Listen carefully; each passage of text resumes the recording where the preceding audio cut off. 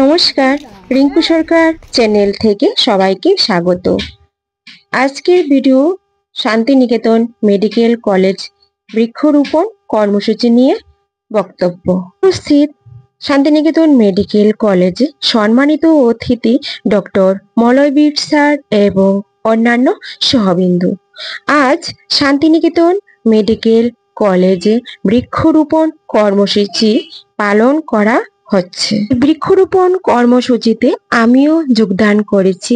বৃক্ষরোপণ অনুষ্ঠানে আমি আজ গাছের গুরুত্ব সম্পর্কে কিছু কথা বলতে চাই।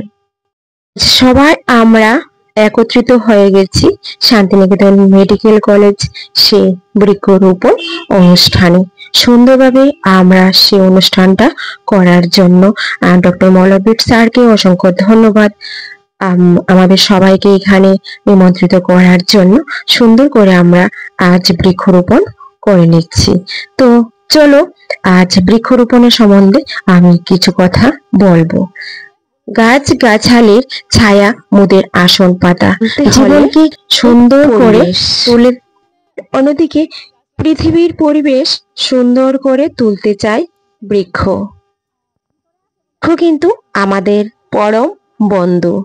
বৃক্ষ শুধু প্রাকৃতিক শোভা বাড়ায় না, বৃক্ষ আমাদের মাটি ক্ষয়রোধ করে, বন্যা ক্ষতিরোধ করে, ঝড় তুফানকে বাধা দিয়ে জীবন ও সম্পদ রক্ষা করে একটা বৃক্ষ। বৃক্ষ ছাড়া কিন্তু পৃথিবী মরুভূমিতে কিন্তু পরিণত হতে পারে।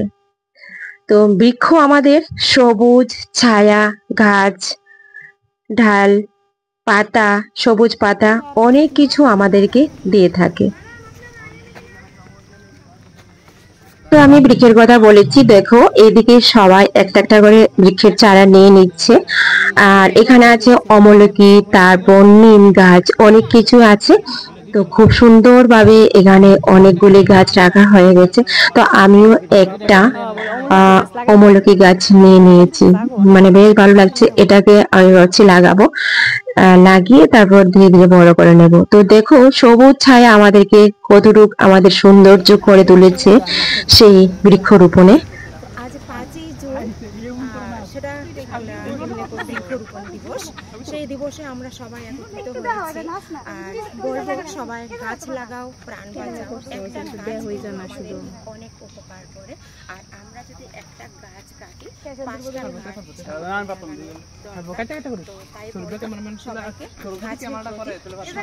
আগ্রহ হওয়ার দরকার। আর গাছ আমাদের জীবনে অনেক উপকার করে। নমস্কার।